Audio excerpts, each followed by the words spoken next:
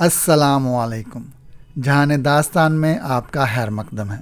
امید ہے کہ آپ خیریت سے ہوں گے. رین بسیرا کی ایپیسوڈ نمبر 4 کے ساتھ حافی حاضر خدمت ہے. تو شروع کرتے ہیں. رین بسیرا ایپیسوڈ نمبر 4. اس کی آنکھوں میں کچھ تھا، چمک تھی سانپ جیسی. وہ بڑے عجیب انداز سے زبان باہر نکالتا، بالکل سانپ کی طرح. 2 بار زبان منہ کے اندر باہر کرتا اور منہ کو سختی سے بند کر لیتا. اس کا چہرہ سیاہی مائل نیلا تھا، قد چھوٹا لیکن سینہ کشادہ، بازو لمبے لیکن انگلیاں کسی قدر مڑی ہوئی. وہ تہبند اور بنڈی پہنے بیٹھا تھا. کمرے میں دری بچھی تھی. کمرے کا دروازہ کھلا تھا. یہ کھلا ہی رہتا تھا، کبھی بند نہیں ہوتا تھا. رات کو بھی نہیں. رات کو دروازے پر ایک کالا کتا پڑا رہتا تھا. جانے وہ رات کو کہاں سے آ جاتا تھا. صبح ہوتے ہی وہ غائب ہو جاتا. جانے وہ کہاں چلا جاتا تھا. یہ چھوٹا سا مکان 2 کمروں پر مشتمل تھا. آگے پیچھے 2 کمرے تھے. ان کمروں کے پیچھے صحن تھا اور صحن میں ایک طرف باورچی خانہ اور غسل خانہ بنا تھا. سانپوں جیسی آنکھوں والا یہ شخص اس گھر میں تنہا رہتا تھا. پچھلے کمرے میں وہ پلنگ پڑے تھے جن پر گدے بچھے تھے. یہ گدے روئی کے تھے. ان دونوں چارپائیوں کے درمیان سرہانے کی طرف ایک چوکور میز تھی جس پر البلا سامان پڑا تھا. اس گھر کا مکین اس چھوٹی سی بستی کا مشہور ترین آدمی تھا. یہ کسی سے نہیں ملتا تھا. لوگ اس سے ملنے آتے تھے اور بڑی دور دور سے آتے تھے. وہ کبھی پنجاب کے ایک چھوٹے سے گاؤں بدرپور کا باسی تھا. کافی عرصہ پہلے وہ وہاں کی سکونت چھوڑ آیا تھا. پہلے لوگ اسے رنگا راگی کے نام سے پکارتے تھے. پھر آہستہ آہستہ وہ رنگا ناگی بن گیا. وہ بدرپور کی سب سے حسین مٹیار موہنی کی زلف کا اسیر تھا. وہ خود بھی کم سجیلا نہ تھا. چھوٹا قد ہونے کے باوجود وہ دراز قامت نوجوانوں پر باری تھا. میٹرک پاس ہونے اور شہر میں نوکری کرنے کی وجہ سے اسے گاؤں میں نمایاں حیثیت حاصل تھی.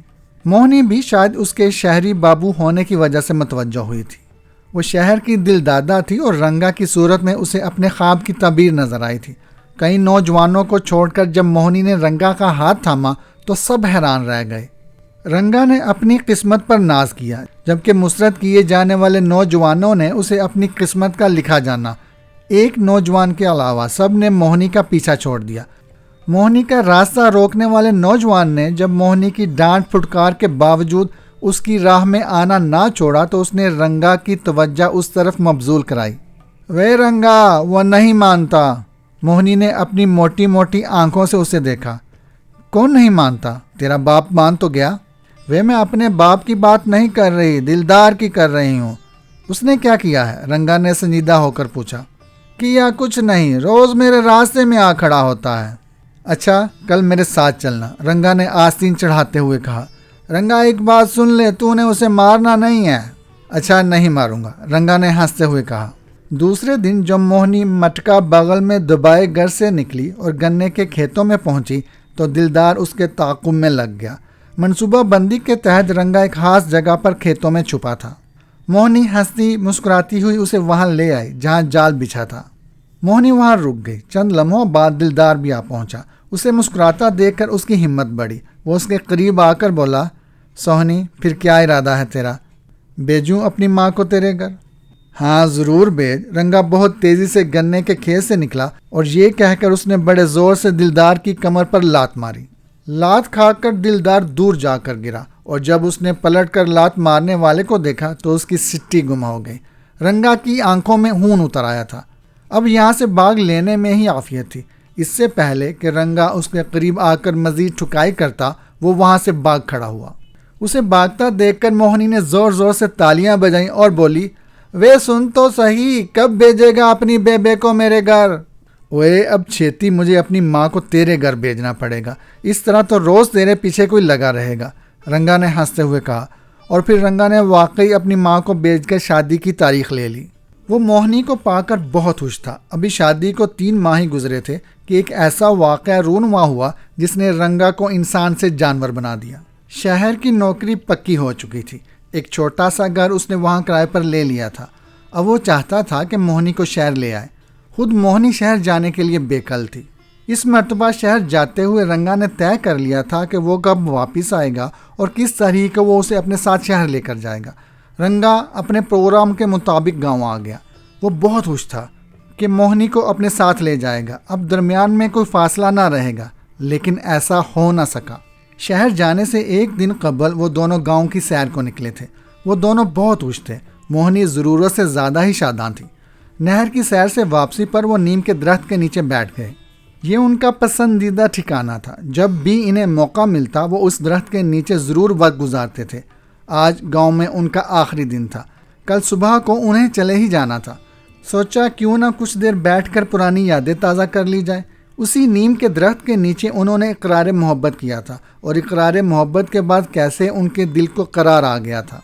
درخت کے نیچے بیٹھے انہیں زیادہ دیر نہ ہوئی تھی۔ سہانی یادیں دہراتے دہراتے دونوں کی آنکھیں مدنے لگی تھیں۔ ایک سرشاری کی سی کیفیت ان پر طاری ہونے لگی تھی کہ وہ منحوس گڑی آ پہنچی جس نے موہنی کو رنگا سے ہمیشہ کے لیے چھین لیا۔ فضا میں یک لخت موہنی کی چیخ بلند ہوئی۔ رنگا نے گھبرا کر آنکھیں کھولی۔ موہنی، کیا ہوا؟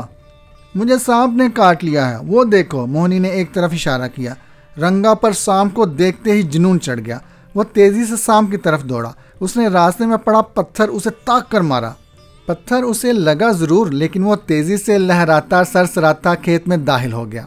رنگا بھی اس کے تعاقب میں کھیت میں گھس گیا۔ اسے دوبارہ اس کالے ناگ کی جھلک نظر آئی، لیکن وہ اسے مار نہ سکا۔ جب وہ واپس نیم کے درخت کے نیچے آیا تو موہنی آخری سانسیں لے رہی تھی۔ اس کی باہوں میں آتے ہی وہ دم توڑ گئی، اور پھر رنگا نہ رہا، رنگا ناگی بن گیا۔ وہ سانپوں کا دشمن ہو گیا۔ سانپ کی تلاش میں مارا پھرتا۔ جیسے ہی کوئی سانپ اسے نظر آتا وہ پتھر کھینچ کر اس پر مارتا یا مارنے کے لیے ڈنڈا استعمال کرتا۔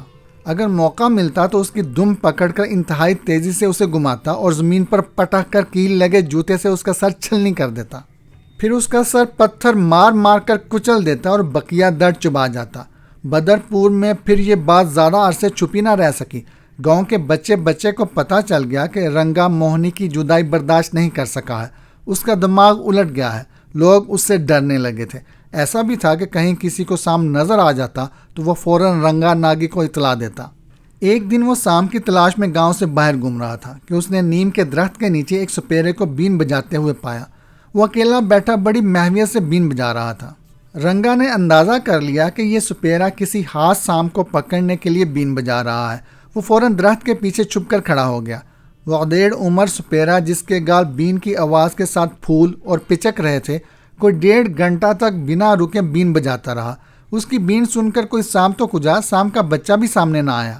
رنگا سوچنے لگا کہ یہاں مزید کھڑے رہنے سے بہتر ہے کہ وہ گھر کی راہ لے۔ اس درخت کے نیچے کھڑے ہونا اس کے لیے یوں بھی تکلیف دہ تھا کہ اسی کے نیچے اس کی موہنی اس سے جدا ہوئی تھی۔ اس دن کے بعد سے وہ آج پہلی بار اس نیم کے درخت تلے آیا تھا۔ وہ بین کی آواز سن کر ادھر آ گیا تھا۔ وہ مایوس ہو کر یہاں سے جانے ہی والا تھا کہ اس نے ایک کالے سانپ کو سامنے سے آتے دیکھا۔ وہ کافی لمبا سانپ تھا، 10-11 فٹ سے کیا کم ہوگا۔ اس کالے ناگ کو دیکھ کر رنگا کے جسم میں ایک سنسنی سی دوڑ گئی۔ وہ اس کالے ناگ کو بغور دیکھنے لگا۔ اتنا بڑا سانپ اس نے آج تک نہیں دیکھا تھا۔ سپیرے کی بھی اس پر نظر پڑ گئی تھی۔ اس نے جوم کر بین بجانا شروع کر دی تھی۔ اس کے جسم میں بجلی سی بھر گئی تھی۔ وہ ناگ 2 فٹ کے فاصلے پر آ کر ٹھہر گیا۔ پھر وہ پھن اٹھا کر کھڑا ہو گیا اور آہستہ آہستہ اپنا جسم سمیٹنے لگا۔ اب وہ کنڈلی مار چکا تھا اور اپنا پھن پھلائے بین کے ساتھ دائیں بائیں متحرک تھا۔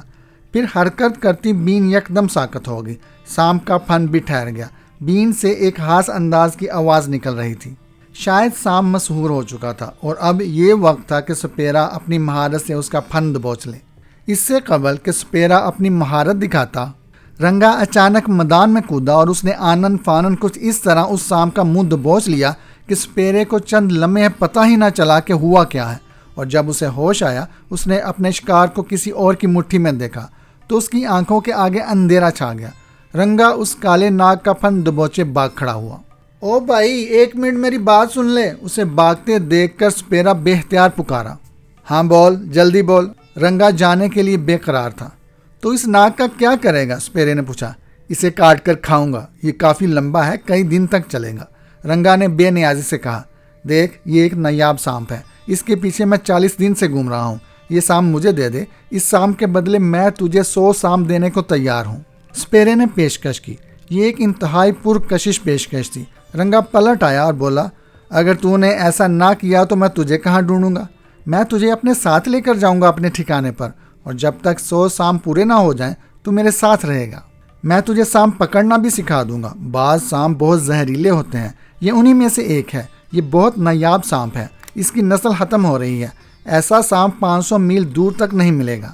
سپیرے کی بات سن کر رنگا کو یقین سا آ گیا، پھر بھی وہ بولا، اور یار مجھے دھوکہ نہ دینا، دیکھ میں سانپوں سے نہیں ڈرتا، مجھے تو زندگی نے کاٹا ہے۔ مجھے اندازہ ہو گیا ہے کہ تیرا دل دکھا ہوا ہے، میں تجھے کچھ ایسا گر سکھا دوں گا کہ دنیا تیرے آگے پیچھے گھومے گی، سپیرے نے بڑے محبت آمیز لہجے میں کہا۔ چل پھر پکڑ تو اس وکھرے ناک کو، میں تیرے ساتھ چلنے کو تیار ہوں، رنگا نے حامی بھرتے ہوئے کہا۔ اس سپیرے نے جو وعدے کیے تھے وہ پورے کیے، اس نے وہ سب سکھا دیا جو اسے آتا تھا، وہ اسے بین بجانا بھی سکھانا چاہتا تھا، لیکن رنگا کو اس میں کوئی دلچسپی نہ تھی۔ وہ اس کے ساتھ کافی عرصے رہا، پھر وہاں سے نکل کھڑا ہوا۔ اب در بدری کی زندگی تھی، دن میں گھومتا پھرتا، طرح طرح کے لوگوں سے ملاقات ہوتی، کبھی کسی کے ساتھ تو کبھی کسی مزار پر رین بسیرا کرتا۔ سانپ کھانے کی عادت پختہ ہو چکی تھی، پہلے اس نے یہ کام انتقاماً کیا تھا، پھر عادت ہو گئی، ایسی عادت کہ سانپ کے بغیر چین نہ آتا۔ اب وہ سانپ کے ٹکڑے کر کے احتیاط سے اپنے پاس رکھتا، اور جب نشہ ٹوٹنے لگتا تو بڑی رازداری سے شاپنگ بیگ میں چھپا ٹکڑا نکالتا اور منہ میں رکھ لیتا۔ پھر اس نے لاہور کا رخ کیا، یہ شہر اس کے لیے نیا نہ تھا۔ وہ ایک فیکٹری میں کام کرتا تھا، یہاں وہ اپنی موہنی کے ساتھ رہائش پذیر ہونا چاہتا تھا، لیکن وقت نے اس کے بارے میں کچھ اور ہی فیصلہ کر لیا تھا۔ اب وہ اس شہر میں آیا تھا تو کچھ کا کچھ بن چکا تھا، اب اسی انداز میں زندگی گزارنا تھی۔ اس نے شہر کے ایک نواحی علاقے میں 2 کمرے کا چھوٹا سا گھر کرائے پر لے لیا اور سوچ لیا کہ اب یہیں رہے گا۔ اس کے پاس کالا علم تھا، اور جب اس نے یہاں کے غریب لوگوں کے سامنے اپنے فن کا مظاہرہ کیا تو دکھوں کے مارے لوگوں نے اسے اپنا نجات دہندہ سمجھ لیا۔ وہ شیطان کا چیلا تھا اور شیطان کو اپنا گرو مانتا تھا۔ سانپ کھا کھا کر اس کا چہرہ سیاہی مائل نیلا ہو گیا تھا۔ وہ وقفے وقفے سے سانپ کی طرح 2 بار منہ سے زبان نکالتا اور پھر سختی سے بند کر لیتا۔ اس کی آنکھوں میں سانپ جیسی چمک پیدا ہو گئی تھی۔ اس سے آنکھیں ملانا آسان نہ تھا۔ حسب معمول دروازہ کھلا تھا اور وہ دری پر آلتی پالتی مارے بیٹھا تھا۔ 2 موٹے تکیے دیوار سے لگے تھے، وہ کبھی کبھی آنکھیں بند کر کے کمر تکیوں سے لگا لیتا۔ اس کے بائیں جانب تانبے کا باری لوٹا رکھا تھا جو تازہ قلی ہونے کی وجہ سے چمک رہا تھا۔ دروازے کے پاس اچانک رکشہ رکنے کی آواز آئی۔ وہ جو تکیے سے کمر لگا کر ٹانگیں پھیلانے والا تھا یکدم رک گیا اور سیدھا ہو کر بیٹھ گیا۔ اسے اندازہ ہو گیا تھا کہ کوئی سائل آیا ہے۔ چند لمحوں بعد دروازے پر آہٹ سنائی دی اور ایک مرد نمودار ہوا۔ رنگا نے ایک نظر اس پر ڈالی اور اپنی آنکھیں جھکا لی۔ اس مرد نے رنگا کو دیکھتے ہی پلٹا کھایا اور پیچھے کسی سے بولا، آ جاؤ بیٹھے ہیں۔ پھر اس مرد کے پیچھے ایک عورت نمودار ہوئی۔ دونوں نے دہلیز پر جوتے اتارے اور مودبانہ انداز میں اس کے سامنے بیٹھ گئے۔ اپنا نام بتاؤ، رنگا نے مرد کو بغور دیکھتے ہوئے پوچھا۔ میرا نام ظفر مشتاق ہے، اس نے آہستگی سے اپنا نام بتایا۔ رنگا اب عورت سے مخاطب تھا۔ میں عذرا ظفر ہوں۔ نام بتا کر اس نے رنگا کے چہرے پر نظر ڈالنا چاہی، لیکن وہ اس کے سیاہی مائل نیلے چہرے کو دیکھ نہ سکی۔ اس نے فوراً نگاہیں نیچے کر لی۔ کہاں سے آئے ہو؟ سوال ہوا۔ ہم بہت دور سے آئے ہیں، راوی روڈ سے، جواب ملا۔ میری فیس معلوم ہے؟ رنگا ناگی نے پوچھا۔ ہاں جی معلوم ہے، ظفر مشتاق نے ترنت جواب دیا۔ پھر لوٹے میں ڈالو، رنگا نے سامنے رکھے لوٹے کی طرف اشارہ کر کے کہا۔ ظفر نے عذرا کی طرف دیکھا۔ عذرا نے پرس کھول کر رقم نکالی اور ظفر کی طرف بڑھائی۔ ظفر نے نوٹ گن کر لوٹے میں ڈال دیے۔ سوالی کون ہے؟ رنگا ناگی نے ظفر کی طرف دیکھتے ہوئے پوچھا۔ میری بیوی، اس نے عذرا کی طرف اشارہ کیا۔ ہاتھ لاؤ، رنگا نے عذرا کی طرف ہاتھ بڑھایا۔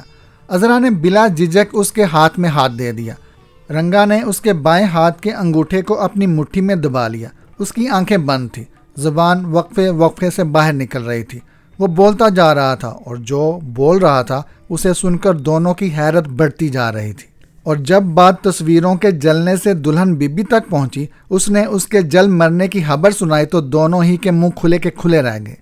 وہ بڑی کاریگر عورت تھی، میری طرح دل جلی تھی۔ اسے بے وفائی نے مارا اور مجھے وفا نے۔ کاش وہ کچھ عرصہ اور زندہ رہ جاتی تو کتنا اچھا ہوتا، ہم دونوں مل کر اس دنیا کو لوٹ لیتے۔ رنگا بہک گیا تھا، وہ خود کلامی کے انداز میں بولے جا رہا تھا۔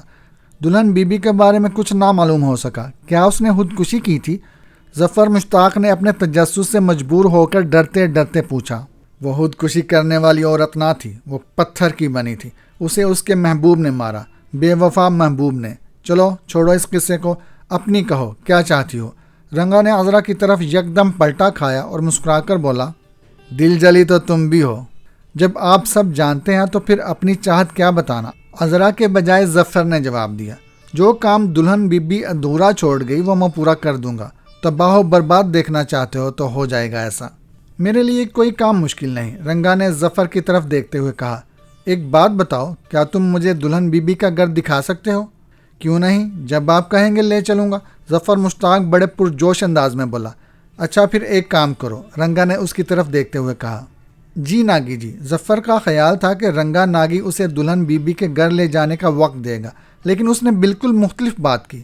اس لوٹے میں تم نے جتنے پیسے ڈالے ہیں وہ واپس نکال لو، رنگا نے کہا۔ تم نہیں جانتے کہ تمہاری وجہ سے مجھے کیا مل گیا ہے، میں تم سے پیسے نہیں لوں گا۔ ناگی جی رہنے دے، پیسے کا کوئی مسئلہ نہیں، عذرا نے فراخ دلی سے کہا۔ تم لوگ پریشان مت ہو، تمہارا کام ہو جائے گا، میں وعدے کا پکا ہوں۔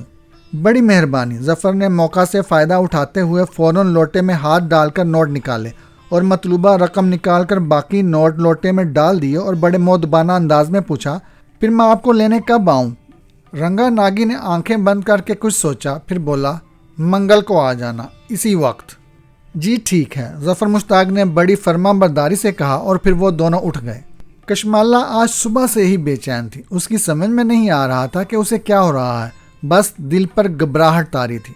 جب شاہ میر تیار ہو کر دفتر جانے لگا تو وہ دروازے تک اسے چھوڑنے آئی اور اللہ حافظ کہنے کے بجائے بےتابی سے اس کا ہاتھ پکڑ کر بولی، شاہ میر کیا تم رک نہیں سکتے؟ کیا ایسا نہیں ہو سکتا کہ آج تم آفس نہ جاؤ؟ خیریت؟ اس نے گھبرا کر شمالہ کو دیکھا، اس کا چہرہ سفید ہو رہا تھا۔ ارے کیا ہوا تمہیں؟ وہ اسے اپنے ساتھ لے جا کر واپس پلٹ آیا، اسے لاؤنج میں بٹھا کر فریج سے ٹھنڈا پانی نکالا اور اس کی طرف بڑھاتے ہوئے بولا، پانی پیو۔ کشمالہ نے ایک گھونٹ پانی پی کر گلاس واپس کر دیا۔ گلاس میز پر رکھ کر وہ اس کے قریب بیٹھ گئی اور محبت سے اس کا ہاتھ تھام کر بولا، کیوں پریشان ہو؟ مجھے نہیں معلوم کہ مجھے کیا ہو رہا ہے، بس شدید گھبراہٹ طاری ہے، وہ اس کے کندھے پر سر رکھتے ہوئے بولی۔ اسی وقت لاؤنج میں موجود ٹیلی فون کی گھنٹی بجی۔ شاہ میر آہستہ سے اس کا سر اپنے کندھے سے ہٹا کر اٹھا اور جب اس نے ریسیور اٹھا کر ہیلو کہا تو دوسری طرف سے ایک روح فرسا خبر سنائی دی۔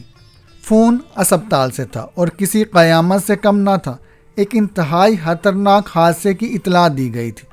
یہ خبر سن کر شاہ میر کے حواس مختل ہو گئے، اس نے پریشان نظروں سے کشمالہ کی طرف دیکھا، اب اسے اس کی گھبراہٹ کی وجہ سمجھ آ گئی تھی۔ شاہ میر کس کا فون ہے؟ کشمالہ نے اپنے دل پر ہاتھ رکھتے ہوئے پوچھا۔ اسپتال سے فون تھا، شاہ میر نے اپنے حواس پر قابو پانے کی کوشش کرتے ہوئے کہا۔ اس کی آنکھوں کے آگے اندھیرا چھا رہا تھا، وہ ریسیور رکھ کر کشمالہ کے قریب آیا اور بولا، چلو اٹھو، اسپتال چلنا ہے۔ یا اللہ خیر، کشمالہ کے منہ سے بے اختیار نکلا۔ اسپتال میں خیر نام کی کوئی چیز نہ تھی، سب کچھ تباہ ہو چکا تھا، دونوں کی دنیا اندھیر ہو چکی تھی۔ اسپتال میں اس وقت کشمالہ اور شاہ میر کو کوئی تسلی دینے والا بھی نہ تھا، وہ دونوں ہی ایک دوسرے کو گلے لگا کر رو رہے تھے۔ دونوں بھائی قمر احمد اور سمر احمد ایک مشترکہ دوست کی بیٹی کی شادی میں راولپنڈی گئے ہوئے تھے، ساتھ دونوں کی بیویاں بھی تھیں۔ شادی کے فوراً بعد وہ چاروں چل پڑے تھے۔ چلنے سے پہلے دونوں ماؤں نے کشمالہ اور شاہ میر سے بات کی تھی۔ سمر احمد گاڑی چلا رہے تھے، ان کے برابر قمر احمد بیٹھے تھے، جبکہ پچھلی سیٹوں پر دونوں کی بیویاں براجمان تھیں۔ ہنسی خوشی سفر گزرا تھا۔ لاہور کی حدود میں داخل ہونے کے بعد یہ قیامت برپا ہوئی تھی۔ گاڑی اسپیڈ میں تھی، اچانک ہی ایک میلے کچیلے کپڑوں اور بڑے بالوں والا پاگل قسم کا بندہ سڑک پر نمودار ہوا تھا۔ سمر احمد نے فل بریک لگائے، گاڑی جھٹکے سے رکی۔ پیچھے ایک بھاری ٹرک تھا، اس نے گاڑی کو پوری شدت سے ٹکر ماری، کھڑی گاڑی بری طرح کچلی گئی۔ سامنے آنے والے بندے کا کچھ پتہ نہ چلا کہ وہ کدھر گیا، لیکن گاڑی میں موجود اپنی زندگی ہار بیٹھے، انہیں اسپتال پہنچایا گیا۔ قمر احمد کی جیب میں موجود بٹوے سے ان کی شناخت ہوئی، اسپتال سے ٹیلی فون کیا گیا، حادثے کی اطلاع دی گئی اور فوراً اسپتال پہنچنے کو کہا گیا، لیکن یہ نہیں بتایا گیا کہ چاروں میں سے ایک بھی زندہ نہیں ہے۔ جب یہ روح فرسا حقیقت سامنے آئی تو کشمالہ کی چیخیں وہاں موجود لوگوں کے دل دہلا رہی تھی۔ پھر چیختے چیختے وہ اچانک خاموش ہو گئی۔ وہ گرنے والی تھی کہ شاہ میر نے اسے تھاما، وہ بازوؤں میں آتے ہی جھول گئی۔ نرسوں نے جلدی سے اسے اسٹریچر پر لٹایا اور آئی سی یو میں لے گئے۔ شاہ میر نے خود کو سنبھالا ہوا تھا، لیکن کب تک؟ اس کا سر گھومنے لگا، آنکھوں میں اندھیرا چھا گیا۔ اس سے قبل کہ وہ گرتا، کسی نے اسے تھاما اور بینچ پر لٹایا۔ وہ بے ہوش ہو چکا تھا۔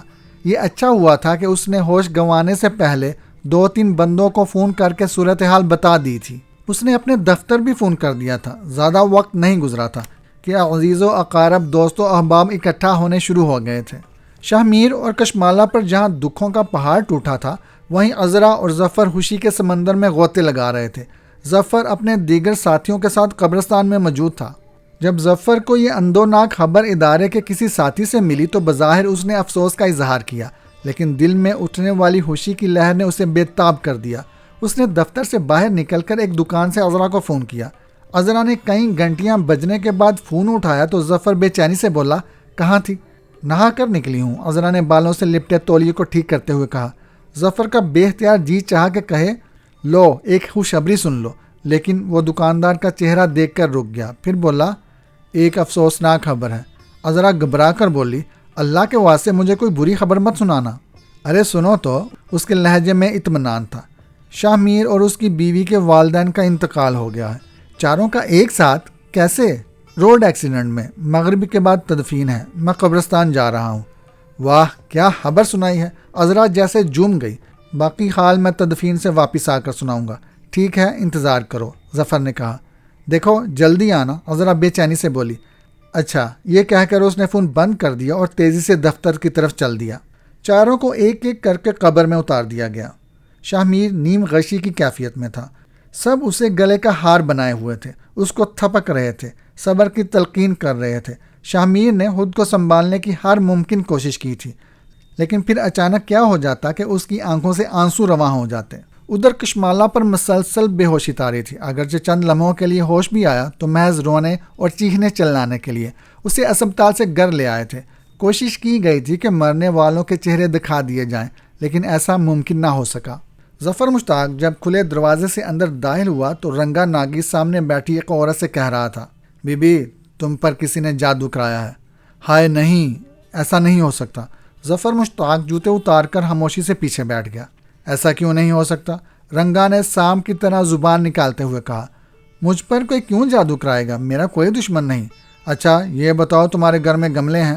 ہاں ہیں، مجھے پودوں کا شوق ہے، صحن میں کافی گملے موجود ہیں۔ اب میری بات غور سے سنو، انہی گملوں میں سے ایک میں تعویذ دفن ہے۔ یہ کہہ کر رنگا نے اس عورت کی طرف دیکھا، پھر بولا، یقین نہیں آیا؟ اچھا ٹھہرو، میں منگوائے دیتا ہوں۔ رنگا نے اپنے بائیں جانب رکھے لوٹے کو اٹھایا اور اس میں موجود نوٹوں کو نکال کر ایک طرف ڈالا، پھر اس لوٹے کو اپنے سامنے اوندا کر کے رکھ دیا اور اس کے پیندے پر اپنا انگوٹھا رکھ کر آنکھیں بند کر لی۔ چند لمحوں بعد اس نے لوٹا سیدھا کیا تو ایک پلاسٹک میں لپٹی کوئی چیز نظر آئی۔ پلاسٹک پر کالا داغا لپٹا ہوا تھا اور پلاسٹک پر تازہ مٹی لگی ہوئی تھی، جس سے اندازہ ہوتا تھا کہ اسے مٹی سے نکال کر یہاں لایا گیا ہے۔ یہ ہے وہ تعویذ جسے تمہارے صحن میں موجود ایک گملے سے نکال کر لایا گیا ہے۔ اسے اچھی طرح دیکھ لو، اب بھی یقین نہ آئے تو اپنے پیسے اٹھاؤ اور دوسرا در دیکھو۔ اس شعبدے نے اس عورت کو ہلا کر رکھ دیا۔ اس نے بڑی عقیدت سے رنگا کو دیکھتے ہوئے پلاسٹک میں لپٹے تعویذ کی طرف ہاتھ بڑھایا۔ نہ، اسے ہاتھ مت لگانا، رنگا نے تنبیہ کی۔ یہ تعویذ کس نے کرایا ہے مجھ پر؟ عورت نے پوچھا۔ یہ بھی بتا دیں گے، اگر چاہو گی تو یہ تعویذ اسی پر الٹ دیں گے، تم ٹھیک ہو جاؤ گی، وہ بیمار ہو جائے گی۔ ایسا کر دیں تو بہت اچھا ہو، وہ عورت خوش ہو کر بولی۔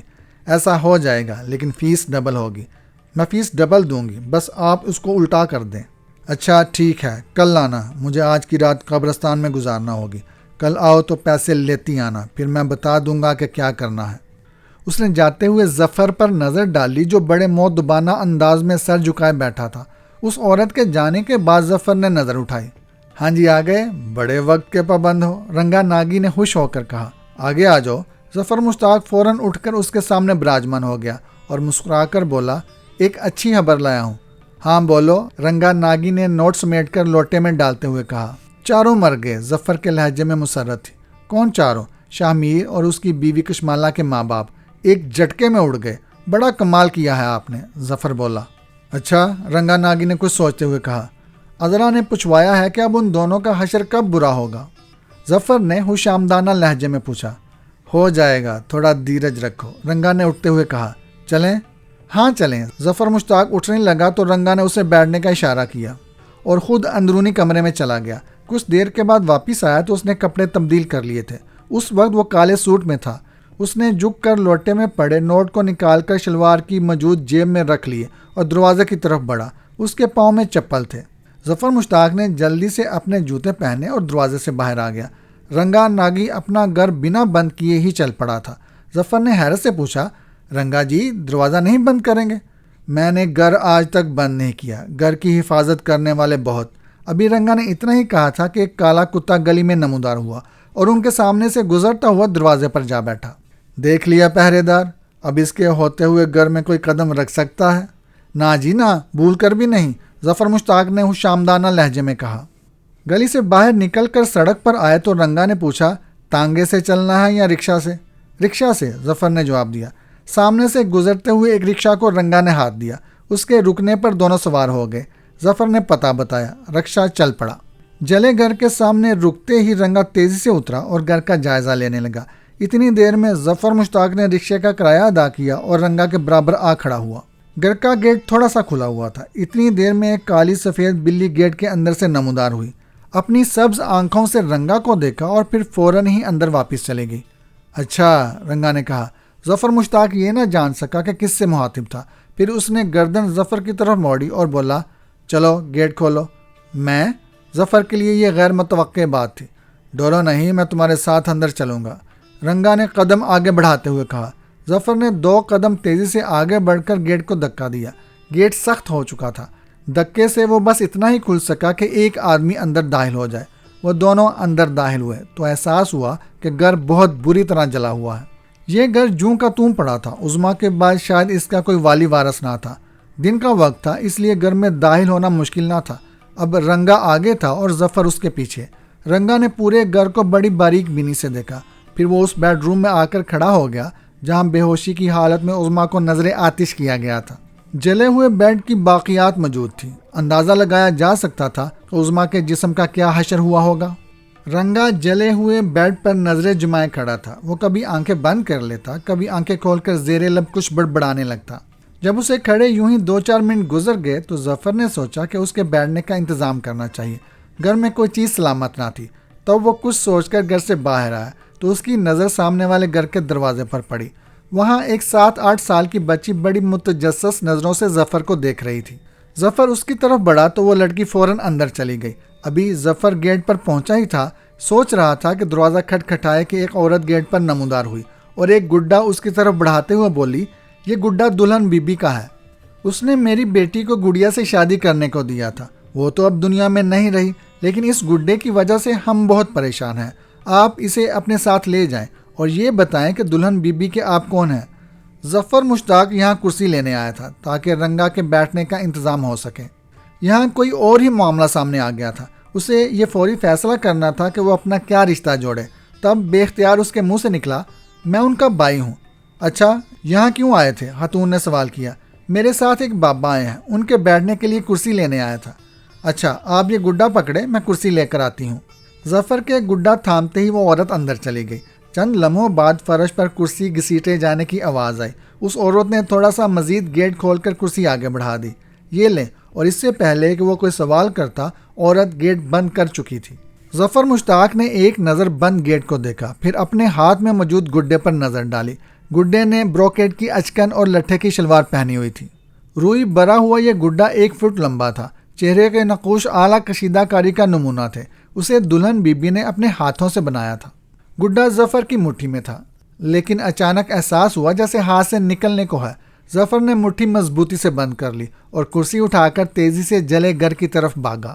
جب وہ بیڈ روم میں پہنچا تو اس نے رنگا کو اسی طرح کھڑے پایا جیسا چھوڑ گیا تھا۔ اس نے رنگا کے پیچھے کرسی رکھتے ہوئے کہا، رنگا جی آپ کے لیے کرسی لایا ہوں، بیٹھ جائیں۔ رنگا ناگی کی محویت ٹوٹی۔ اس نے مڑ کر غصے سے دیکھا۔ اس سے قبل کہ وہ کچھ کہتا، اس کی نظر گڈے پر پڑی۔ گڈے کو دیکھ کر یکدم اس کا موڈ تبدیل ہو گیا۔ وہ بڑی خوشگوار حیرت سے بولا، یہ کہاں سے ملا؟ یہ سامنے والے گھر سے ملا ہے۔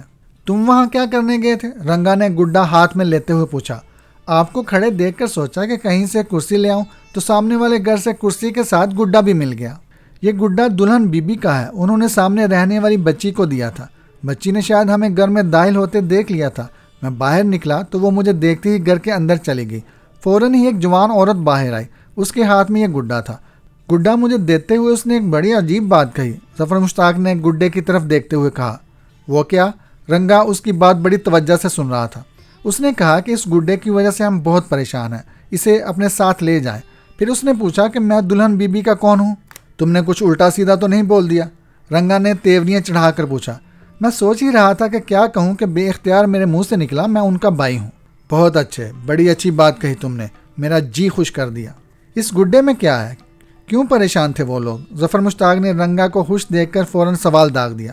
مجھے یقین ہے کہ اس نے ضرور پریشان کر رکھا ہوگا۔ یہ کوئی کپڑے کا عام سا گڈا نہیں، یہ دلہن بی بی کا دلہا ہے۔ رنگا نے ایک عجب راز کھولا۔ ہیں؟ دلہا؟ ظفر سخت حیران ہوا، اس نے تصدیق چاہی۔ رنگا نے کچھ کہنے کے بجائے گڈے کو بھرپور دلچسپی سے دیکھا، کچھ دیر اس پر نظریں جمائے رہا، پھر خود کلامی کے سے انداز میں بولا، تم مل گئے، یہ بڑا کام ہو گیا۔ مجھے دلہن بی بی کی کوئی نشانی چاہیے تھی اور تم تو اس کی خاص نشانی ہو۔ رنگا جی بیٹھ جائیں، ظفر نے کرسی کی طرف اشارہ کیا۔ اب کیا بیٹھنا، بس نکلتے ہیں، تم یہ کرسی واپس کر رہو، میں نے یہ گھر دیکھ لیا ہے، آج کی رات میں یہیں گزاروں گا۔ رنگا نے کہا۔ اندھیرے میں؟ ظفر نے کرسی اٹھاتے ہوئے پوچھا۔ ہمارے لیے اندھیرا روشنی ہوتا ہے، رنگا بولا۔ بیٹھنے کے لیے گھر سے میں کوئی کرسی وغیرہ لے آؤں گا، کھانا چائے وغیرہ بھی لے آؤں گا۔ نہیں، مجھے کسی چیز کی ضرورت نہیں۔ رنگا اتنا کہہ کر خاموش ہو گیا، پھر اچانک بولا، تمہیں عملیات میں دلچسپی ہے؟ رنگا جی بہت، وہ پرجوش ہو کر بولا۔ چلو پھر میں تمہیں وہ سکھا دوں گا جو تم چاہتے ہو، ہزاروں کماؤ گے، عیش کرو گے، مرد بن جاؤ گے، جورو کے غلام نہ رہو گے۔ رنگا جی زندہ باد۔ ظفر مشتاق نے جھک کر گھٹنے چھوئے اور پھر اس کے قدموں میں بیٹھ گیا اور گلوگیر آواز میں بولا، آپ کا یہ احسان میں زندگی بھر نہیں بھولوں گا۔ عملیات کی دنیا میں کوئی کسی کا احسان نہیں مانتا، اور مان کر کرنا بھی کیا ہے، یہ فریب کی دنیا ہے، فریب کا اعتبار کیا؟ رنگا نے سام کی طرح زبان نکالتے ہوئے سچ بولا، پھر کہا، چلو۔ آدھی رات بیت چکی تھی۔ رنگا دلہن بی بی کے جلے گھر میں داخل ہوا، وہ بہت آہستگی سے گیٹ کھول کر اندر آیا۔ رات تاریک تھی، گلی میں اندھیرا پھیلا ہوا تھا، گلی کے ایک آدھ گھر میں ہی لائٹ روشن تھی۔ وہ پورے اطمینان سے گھر میں داخل ہوا، اسے کسی نے اندر جاتے نہ دیکھا تھا۔ چھوٹی سی ٹارچ اس کے ہاتھ میں تھی، جس کی روشنی کا دائرہ بہت محدود تھا۔ اسے عظما کے بیڈ روم میں پہنچنے میں کوئی دقت نہ ہوئی۔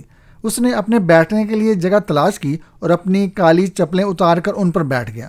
وہ اس وقت بھی کالے کپڑے پہنے ہوئے تھا۔ اس کے ہاتھ میں ایک چرمی بیگ تھا۔ اس کی زپ کھول کر اس نے پلاسٹک میں لپٹا سام کے گوشت کا ٹکڑا نکال کر بڑی گلوری کی طرح منہ میں رکھا اور پان ہی کی طرح بڑے مزے سے چبانے لگا۔ سام کا ٹکڑا کھا کر اس نے بیگ سے گڈا نکالا اور بیگ کو زمین پر رکھ کر گڈے کو اس پر لٹا دیا۔ پینسل ٹارچ اس نے قمیض کی جیب میں رکھ لی۔ اب وہ عمل کے لیے تیار تھا۔ اس نے دونوں ہاتھ اوپر تک بلند کیے اور ایک غیر مانوس سا لفظ اتنے زور سے بولا کہ کمرے سے باہر آواز نہ جائے۔ ہاتھ نیچے گرا لیے۔ یہ عمل اس نے 15 منٹ تک کیا۔ وہ ہاتھ اٹھاتا، ایک عجیب سا لفظ بولتا اور ہاتھ نیچے کر لیتا۔ اس کے بعد اس نے دونوں ہاتھوں سے سر تھام لیا اور زیر لب کچھ بدبدانے لگا۔ 1 گھنٹے تک اس نے یہ عمل جاری رکھا، پھر 5 منٹ تک اس نے خاموشی اختیار کی۔ اچانک اسے محسوس ہوا جیسے کوئی دیوار سے اندر کودا ہو۔ یہ احساس ہوتے ہی اس نے تیز تیز کچھ پڑھنا شروع کیا، پھر یک دم رک کر گہرا سانس لیا اور آنکھیں بند کر کے بولا، کہاں ہو؟ تمہارے سامنے، آنکھیں تو کھولو۔ اس کے دماغ میں آواز گونجی۔ رنگا ناگی نے حیرت بھرے انداز میں آنکھیں کھول کر سامنے دیکھا۔ اسے اپنے سامنے ایک حیولہ سا نظر آیا، بس کسی کے ہونے کا ہلکا سا احساس تھا۔ دلہن رانی تم؟ وہ بے اختیار خوش ہو کر بولا۔ دلہن بی بی کہتے تھے لوگ مجھے، میرا نام عظما ہے، مجھے عظما کہو۔ بس خوشی سے غلط نام منہ سے نکل گیا۔ رنگا معذرت خواہانہ انداز میں بولا، تم اتنی پاورفل عورت ہو کر اس کے جال میں کیسے آ گئی؟ مجھے اندازہ نہیں تھا کہ وہ واپس پلٹ کر آئے گا۔ میں اسے رخصت کر کے روتے روتے سو گئی تھی۔ میں نے اس کی بیوی کو مارا تھا، خود اس کی زندگی بھی برباد کی تھی۔ جب اسے معلوم ہوا کہ یہ سب میرا کیا دھرا تھا تو یکدم اس کے دل میں انتقام کی آگ بھڑک اٹھی۔ مجھے اچانک دیکھ کر جو اس کے دل میں پچھتاوا اور شادی کی خواہش ابھری تھی وہ آگ بن گئی اور اس آگ کو دل میں چھپا کر یہاں سے رخصت ہو گیا۔ واپس آیا تو اس کے ساتھ پیٹرول اور بے ہوش کرنے والی طاقتور دوا تھی۔ میں پگلی پھر اس کے فریب میں آ گئی اور وہ مجھے صفائے ہستی سے مٹا کر چلا گیا اور میرے پاس پچھتاوے کے سوا کچھ نہ رہا۔ اب میں تڑپتی اور بھٹکتی پھرتی ہوں۔ کبھی کبھی ایسا بھی ہوتا ہے کہ چھوٹی سی غلطی بندے کو زندگی سے محروم کر دیتی ہے۔ تم جیسی پاورفل عورت کے چلے جانے کا مجھے سخت پچھتاوا ہے۔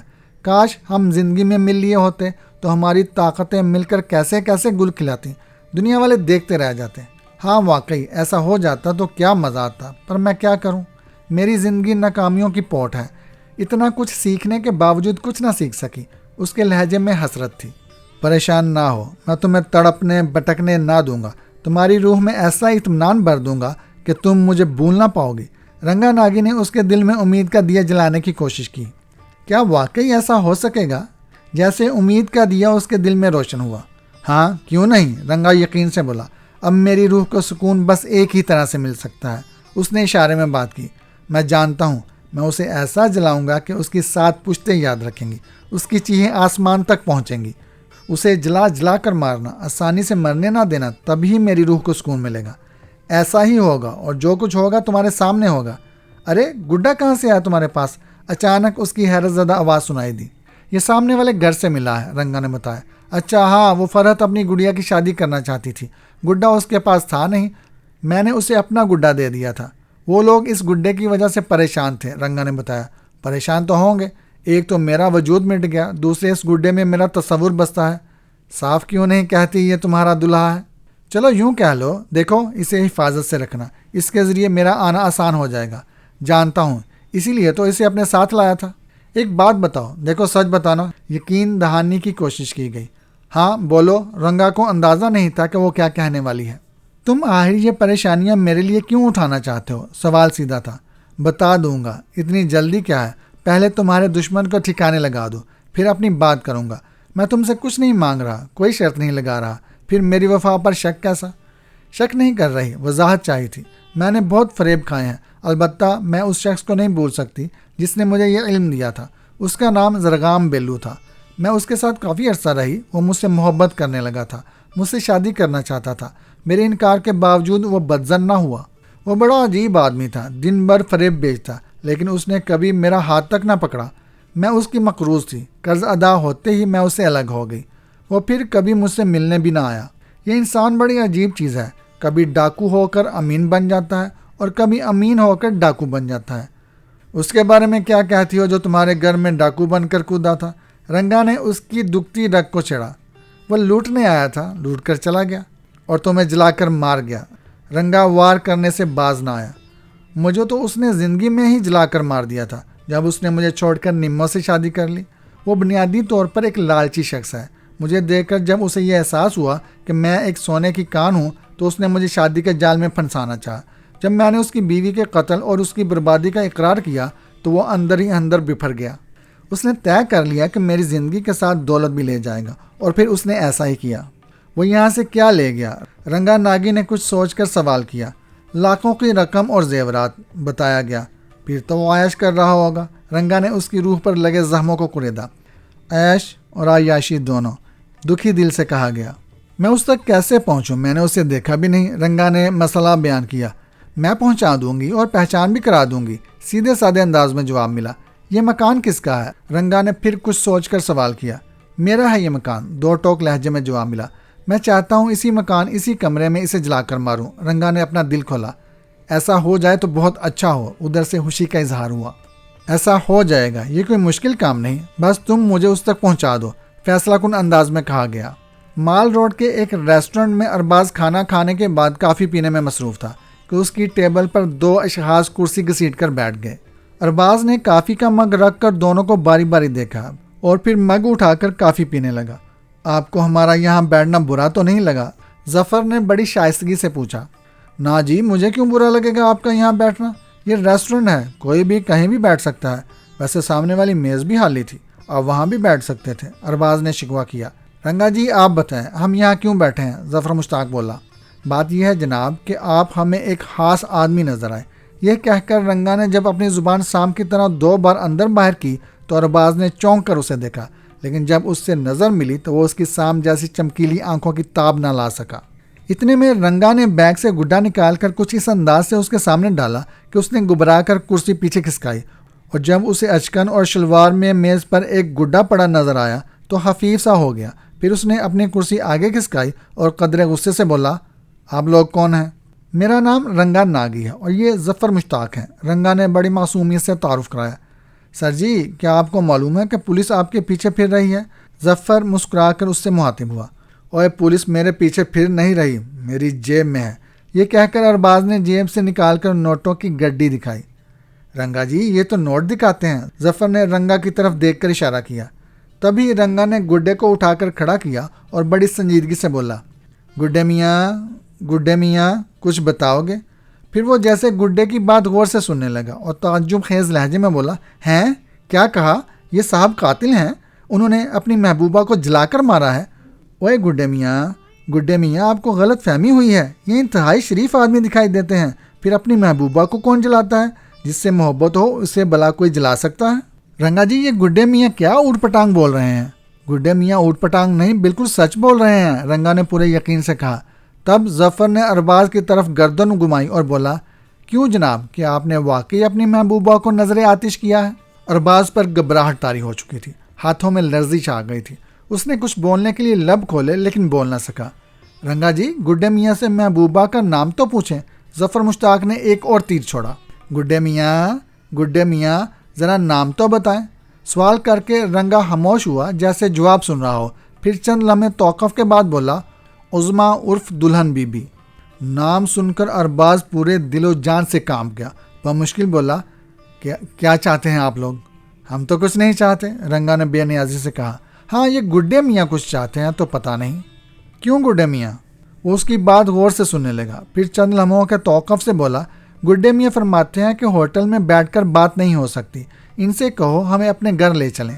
کیوں جناب، پھر کیا ارادہ ہے؟ ظفر مشتاق فوراً بولا، ہاں چلیں، مجھے کوئی اعتراض نہیں۔ ارباز کے پاس اس کے سوا کوئی راستہ نہ تھا۔ متوسط طبقے کی اس بستی میں ارباز اوپر کے پورشن میں رہائش پذیر تھا، نیچے مالک مکان رہتا تھا۔ اوپر جانے کا زینہ بالکل الگ تھا۔ اس گھر میں ارباز اکیلا رہتا تھا۔ اس وقت وہ تینوں چھوٹے سے ڈرائنگ روم میں موجود تھے۔ بڑے خوشگوار ماحول میں گفتگو ہو رہی تھی۔ ارباز کا خوف دور ہو چکا تھا، وہ ان کا دوست بن چکا تھا۔ جب رنگا ناگی نے اپنی حقیقت کھولی تو سارا ڈر خوف سیکنڈوں میں کافور ہو گیا۔ دیکھو بھائی گڈے میاں، رنگا ارباز سے مخاطب ہو کر بولا، میرا مطلب ہے ارباز جی، ہم اور آپ ایک ہی تھیلی کے چٹے بٹے ہیں۔ آپ نے ایک عورت کو جلا کر مارا ہے، ہم نے جانے کتنے لوگوں کا خون کیا ہے۔ آپ نے، میرا مطلب ہے تم نے جس کو مارا، ٹھیک مارا، وہ تمہاری بیوی کی قاتل تھی، ساتھ ہی ہونے والے بچے کی، پھر تمہاری زندگی بھی اس نے برباد کی۔ ایک ٹھوس جواز تھا تمہارے پاس اسے قتل کرنے کا۔ ارے یار، ہم نے تو جانے کتنے بے قصور مار دیے، ہم تم سے زیادہ خطرناک مجرم ہیں۔ اب ہم ایک ہیں، مل کر کاروبار کریں گے۔ تمہیں کوئی اعتراض؟ مجھے کوئی اعتراض نہیں، ارباز نے فیصلہ کرنے میں ایک لمحے کی بھی تاخیر نہ کی۔ آؤ پھر اٹھو، گلے ملو، رنگا ناگی نے سام کی طرح 2 بار زبان نکال کر کہا۔ وہ تینوں ایک دوسرے سے بڑے پرجوش انداز میں گلے ملے۔ ارباز نے اس خوشی میں دونوں کو کھانا کھلایا۔ کھانا کھانے کے بعد جب آرام سے بیٹھے تو ارباز نے پوچھا، رنگا جی مجھے بتائیں کیا کرنا ہوگا؟ پہلے تو ڈاکے ڈالنا چھوڑنا ہوگا، بڑا رسکی کام ہے یہ، گولی کا نشانہ بھی بن سکتے ہو۔ میں تمہیں ڈاکہ زنی سے روک رہا ہوں، ڈالتا میں بھی ڈاکہ ہی ہوں، لیکن اس میں رسک کوئی نہیں۔ رنگا نے اسے سام جیسی آنکھوں سے دیکھا، پھر بولا، ہم اپنا کاروبار دلہن بی بی کے مکان سے شروع کریں گے۔ وہ ایک لاوارث مکان ہے، ہم اس پر قبضہ کر کے وہاں اپنا ٹھیا جمائیں گے۔ مکان کی اثر نو تعمیر ہوگی، رنگ و روغن ہوگا، اچھے طریقے سے سجایا جائے گا، اور پھر اس مکان پر ایک خوبصورت سی تختی لگائی جائے گی جس پر لکھا ہوگا رین بسیرا۔ وقت ایک بڑی نعمت ہے، گزرتا ہے تو مرہم بن جاتا ہے۔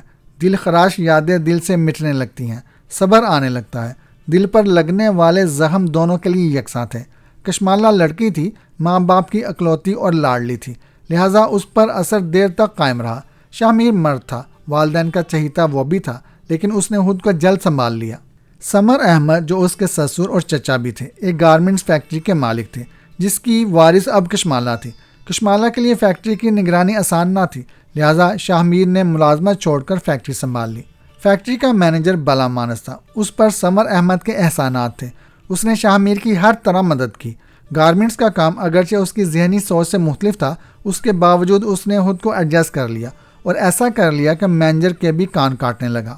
پھر اس گھر میں نہید بھی تھی، شاہ میر کی چھوٹی بہن، وہ پڑھ رہی تھی، میڈیسن کے آخری سال میں تھی۔ وہ اب شاہ میر کی طرف دیکھتی تھی، وہی اس کا باپ اور ماں تھا۔ وہ شاہ میر کی لاڈلی تھی۔ کشمالہ بھی اسے اہم جانتی تھی۔ یوں تو والدین کی موت سے پہلے ان تینوں میں اپنائیت برا تعلق تھا، لیکن یتیمی کے بعد وہ تینوں مزید ایک لڑی میں پروئے گئے تھے۔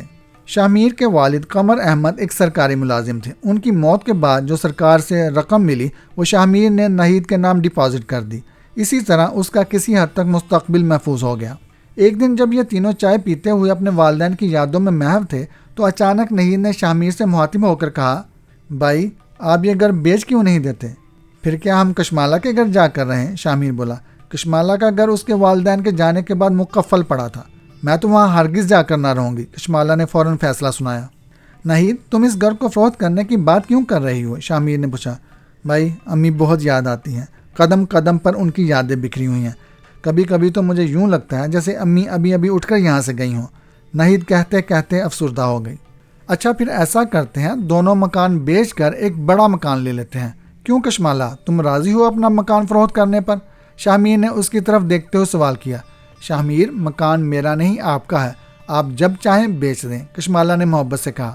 چلو پھر بات ہوگی فائنل، کوئی اچھی کوٹھی دیکھ کر دونوں کو بیچ دیتے ہیں، اس طرح یادوں سے چھٹکارا ممکن ہوگا۔ شکریہ بھائی آپ کے اس فیصلے کا، نہید نے خوش ہو کر کہا۔ پر یار کشمالہ ایک مسئلہ ہے، ہم بڑا مکان لے تو لیں لیکن یہ محترمہ تو پیا گھر سدھار جائیں گی، پھر اتنے بڑے گھر میں ہم دونوں کیا کریں گے؟ ہاں جی یہ بات تو آپ نے بالکل ٹھیک سوچی، کشمالہ نے مسکراتے ہوئے کہا۔ بھائی میں نہیں کروں گی شادی، نہید تنک کر بولی۔ لو جی کشمالہ ہوشیار ہو جاؤ، ان کا ارادہ ہمیشہ ہمارے سر پر مونگ ڈلنے کا ہے، شاہ میر نے ہنستے ہوئے کہا۔ بھائی آپ کو کسی طرح چین نہیں، میں جا رہی ہوں، وہ اٹھتے ہوئے بولی۔ جا رہی ہو؟ ابھی تو کہہ رہی تھی میں شادی نہیں کروں گی۔ شاہ میر نے چڑھا۔ شاہ میر باز آ جائیں، اس بیچاری کو کیوں پریشان کر رہے ہیں؟ کشمالہ نے تنبیہ کی۔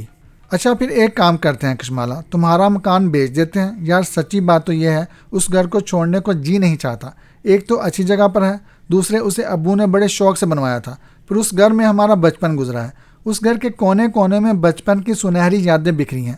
نہید تم تو اس گھر میں ہی پیدا ہوئی تھی نا، کیا تم اپنا بچپن بھول گئی؟ نہیں بھائی میں کچھ نہیں بولی۔ پھر ایسا کرو اچھی یادوں کو، خوشگوار یادوں کو یاد رکھو اور المناک باتوں کو بھول جاؤ، نہید یہی زندگی ہے۔ ہاں بھائی آپ ٹھیک کہہ رہے ہیں، ہمیں ایسا ہی کرنا ہوگا، نہید نے کچھ سوچ کر کہا۔ چلو بھائی پھر اٹھو، ہم گھوم کر آتے ہیں، واپسی میں کھانا بھی باہر ہی کھائیں گے۔ اوکے، کشمالہ اور نہید نے انگوٹھا دکھایا۔ دونوں کے چہرے پر خوشی تھی۔ دلہن بی بی کے جلے گھر کی اچھی طرح مرمت کی گئی، رنگ و روغن ہوا، ضرورت کے مطابق سامان ڈالا گیا، گھر کو نیا نام دیا گیا، رین بسیرا لکھوا کر سنگ مرمر کے پتھر کو بڑے گیٹ کے ستون پر نصب کرا دیا گیا۔ رنگا ناگی اور ارباز نے اپنے گھروں کو خیرباد کہہ کر یہاں بسیرا کیا۔ رنگا نے اپنے گھر آنے والے سائلوں کو نیا پتہ دے دیا، عورتوں اور مردوں نے یہاں آنا شروع کر دیا۔ ظفر مشتاق نے ملازمت چھوڑ دی، وہ رین بسیرا کا ہو کر رہ گیا۔ ظفر اور ارباز دونوں نے اپنے جاننے والوں میں رنگا ناگی کی پبلسٹی کی، روز بروز رشت بڑھتا گیا۔ رنگا ناگی نے اب رنگا بابا کا روپ دھار لیا تھا۔ ظفر مشتاق رنگا بابا کا چیلا بن چکا تھا، وہ ہر وقت اس کی خدمت میں لگا رہتا۔ اس نے رین بسیرا کا انتظام سنبھال لیا تھا۔ عذرا بھی ہفتے میں ایک آدھ بار چکر لگا لیا کرتی تھی۔ اس کی دلچسپی کشمالہ اور شاہ میر تک محدود تھی، جبکہ ظفر مشتاق کالے علم کو سیکھ کر اسے کمائی کا ذریعہ بنانا چاہتا تھا۔ رنگا بابا نے آہستہ آہستہ اسے کالے علم کی کالی دنیا سے روشناس کروانا شروع کر دیا تھا۔ عذرا اس کے کالے علم سیکھنے کی سخت مخالف تھی، وہ نہیں چاہتی تھی کہ ظفر جادو ٹونا سیکھ کر اس کی حد غلامی سے نکل جائے۔ عذرا نے دبے لفظوں میں جادو سیکھنے کی مخالفت کی، وہ رنگا بابا کی ناراضی مول لینا نہ چاہتی تھی۔ اگر اس کا کام نہ اٹکا ہوا ہوتا تو وہ ضرور کھل کر مخالفت کرتی۔ وہ چاہتی تھی کہ جلد از جلد کشمالہ اور شاہ میر کو نقصان پہنچا کر اپنا دل ٹھنڈا کر لے، اس کے بعد ہی وہ ظفر کو رنگا بابا کے چنگل سے نکال سکتی تھی۔ ایک دن عذرا نے اپنے شوہر ظفر مشتاق سے بات کی، وہ بولی، ظفر بھائی کچھ کرو نا۔ وہ اپنے گھر کے ڈرائنگ روم میں ٹانگ میز پر رکھے سگریٹ پی رہا تھا۔ اب میں تمہیں روز یاد کرایا کروں، کچھ بولو تو، ظفر نے مسکراتے ہوئے اس کی طرف سگریٹ کا دھواں چھوڑا۔ توبہ ہے، 26 بار کہا ہے کہ گھر میں سگریٹ مت پیا کرو۔ وہ اپنی ناک پر دوپٹہ رکھتے ہوئے بولی، مجھے ابکائی آتی ہے۔ اچھا بھائی لو، نہیں پیتا، ظفر نے سگریٹ ایش ٹرے میں مسلتے ہوئے کہا۔ ویسے بھی سگریٹ میں 1-2 کش ہی باقی تھے، اب اور کیا کرنا ہے بولو۔ بھائی کشمالہ اور شاہ میر کا کرو نا کچھ۔ اچھا میں رنگا بابا سے بات کرتا ہوں۔ اس دن جب اس نے رنگا بابا سے بات کی تو وہ اچھے موڈ میں تھا، زبان نکال کر بولا، اچھا کچھ کرتے ہیں۔ رات کو رین بسیرا سے فارغ ہو کر جب وہ گھر کے لیے نکلنے لگا تو رنگا بابا نے اسے آواز دی، ظفر مشتاق جو گیٹ تک پہنچ چکا تھا واپس بڑے کمرے میں آیا جو سائلین کے لیے مختص تھا اور بولا، جی بابا۔ یار اندر تو آؤ، یہ لے جاؤ۔ رنگا بابا نے اپنی جیب میں ہاتھ ڈالتے ہوئے کہا، اسے جاتے ہوئے شاہ میر کے گھر میں پھینکتے جانا، تمہاری بیوی کی آرزو پوری ہو جائے گی۔ جی اچھا، ظفر جوتے اتار کر اندر آتے ہوئے بولا۔ لائیں۔ رنگا نے ایک پڑیا جیب سے نکال کر اس کی طرف بڑھائی اور بولا، یہ لو۔ ظفر مشتاق نے اس چھوٹی سی کاغذ کی پڑیا کو الٹ پلٹ کر دیکھا، اس کا وزن کیا، وہ بہت ہلکی تھی۔ بابا کیا ہے اس میں؟ یہ پڑیا گھر میں پھینکنی ہے، اس میں کیا ہے یہ تم نہیں دیکھو گے، رنگا نے ہدایت فرمائی۔ ٹھیک ہے بابا، ظفر نے پڑیا جیب میں رکھتے ہوئے کہا۔ اب میں چلوں؟ ہاں جاؤ، رنگا بولا۔ اور جب ظفر مشتاق نے یہ پڑیا شاہ میر کے گھر کی دیوار کے اندر پھینکی تو یہ بات باوجود کوشش کے اس کے تصور میں نہ آئی کہ اس کے اندر کیا ہے۔ یہ بات صرف کشمالہ جان سکی کہ اس پڑیا میں کیا چیز بند ہے۔ گیٹ کے برابر دیوار کے ساتھ کیاری میں پڑی اس کاغذ کی چھوٹی سی پڑیا کو دیکھ کر وہ حیران رہ گئی۔ اس نے پڑیا کو اٹھا کر دھیرے دھیرے کھولا تو اس کے اندر سے تیزی سے نکلتی ہوئی چیز کو دیکھ کر اس کے ہوش اڑ گئے۔ پڑیا کھلتے ہی اس کے اندر سے ایک لال چونٹی برآمد ہوئی اور اتنی تیزی سے ہاتھ سے کلائی پر آئی کہ کشمالہ خاص باختہ ہو گئی۔ پھر چونٹی نے اتنے زور سے کاٹا کہ اس کی چیخ نکلتے نکلتے رہ گئی۔ کشمالہ پلٹ کر اندر کی طرف بھاگی، وہ سیڑھیاں چڑھتے ہوئے شاہ میر سے ٹکرائی۔ وہ فیکٹری جانے کے لیے گھر سے باہر آیا تھا۔ کشمالہ کو بدخواست دیکھ کر سر پٹا گیا، گھبرا کر بولا، کیا ہوا؟ چونٹی، لال چونٹی، چونٹی نے کاٹا ہے مجھے۔ درد کی وجہ سے اس سے بولا نہیں جا رہا تھا۔ کہاں کاٹا ہے دکھاؤ، شاہ میر نے باری بیگ رکھتے ہوئے پوچھا۔ یہاں، کشمالہ نے اپنی گوری کلائی آگے کی۔ شاہ میر نے اس کی کلائی تھام کر غور سے دیکھا، ایک چھوٹا سا سرخ نشان نظر آیا۔ اس نے آہستگی سے اس کی کلائی پر ہاتھ پھیرا۔ شاہ میر، بہت درد ہو رہا ہے، کشمالہ نے روحان سی ہو کر کہا۔ اور یار تمہارے ہاتھ پر چونٹی کہاں سے گئی؟ شاہ میر نے پوچھا۔ وہ پڑیا میں تھی۔ کشمالہ کو فوراً پڑیا یاد آ گئی۔ شاہ میر کو اس کے عجب بیان پر ہنسی آ گئی۔ وہ بولا، اور یار پڑیا میں چونٹی کہاں سے آ گئی؟ پڑیا میں چورن تو ہو سکتا ہے۔ ایک لمحے کو کشمالہ بھی حیران رہ گئی۔ اسے اپنا بیان بڑا انوکھا سا لگا۔ اس نے پیچھے مڑ کر دیکھا، سیڑھیوں کے قریب وہ کاغذ موجود تھا جس سے چونٹی برآمد ہوئی تھی۔ اس نے جلدی سے کاغذ اٹھایا اور شاہ میر کی طرف بڑھاتے ہوئے بولی، اس میں تھی چونٹی۔ شاہ میر نے اس کاغذ کو الٹ پلٹ کر دیکھا۔ یہ کسی اسکول کی کاپی کا لائنوں والا کاغذ تھا۔ اس نے طے شدہ نشانوں کو موڑا تو وہ واقعی چھوٹی سی پڑیا بن گئی۔ شاہ میر نے پڑیا کو ہاتھ میں دبا کر کشمالہ کی طرف دیکھا جو کلائی پکڑے کرب میں مبتلا تھی۔ یہ پڑیا تمہیں کہاں سے ملی؟ شاہ میر نے اس جگہ کو دیکھتے ہوئے کہا جہاں سے کشمالہ نے ایک کھلا کاغذ اٹھایا تھا۔ وہ وہاں سے، کشمالہ نے کیاری کی طرف اشارہ کیا۔ یہ یہاں کہاں سے آئی؟ گیٹ کی طرف بڑھتے اس نے کیاری پر نظر ڈالی، پھر اس نے گیٹ پر نظر ڈالتے ہوئے دیوار کو دیکھا جو قد آدم تھی، اور پھر بولا، یہ دیوار سے آئی ہے۔ اس پڑیا کو کوئی بھی ہاتھ کے ذریعے اندر پھینک سکتا ہے۔ وہ کشمالہ کی طرف مڑا۔ لیکن پڑیا آخر کس مقصد سے پھینکی گئی؟ تم کہتی ہو کہ اس بند پڑیا میں چونٹی تھی۔ سوال یہ ہے کہ چونٹی بھی پڑیا میں باندھ کر پھینکنے کی چیز ہے؟ میری سمجھ سے بالا تر ہے یہ بات سمجھ میں آئے یا نہ آئے، لیکن اس حقیقت سے انکار نہیں کیا جا سکتا کہ چونٹی اسی پڑیا سے نکلی جس نے مجھے شدت سے کاٹا، کشمالہ نے یقین سے کہا۔ اب درد کا کیا حال ہے؟ شاہ میر اس کے نزدیک آتے ہوئے بولا۔ پھر اس نے کلائی کا جائزہ لیا، سرخ نشان موجود تھا۔ درد کافی ہے، کشمالہ نے بتایا۔ آؤ اندر آؤ، میں تمہارے مرہم لگاتا ہوں، شاہ میر نے اس کا ہاتھ تھام کر کہا۔ ارے نہیں، آپ جائیں، آپ کو فیکٹری جانے میں دیر ہو رہی ہے، میں لگا لوں گی مرہم۔ کشمالہ نے اس کا بیگ اٹھا کر ہاتھ میں تھمایا اور الوداعی نظروں سے اسے دیکھ کر مسکرائی۔ اوکے باس، اندر جا کر ذرا چونٹی چیک کر لینا، کہیں کپڑوں میں نہ ہو۔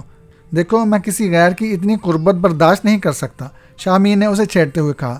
کشمالہ نے جواب میں زبان نکال کر اس کا منہ چڑھایا اور گیٹ بند کرنے کے لیے آگے بڑھی۔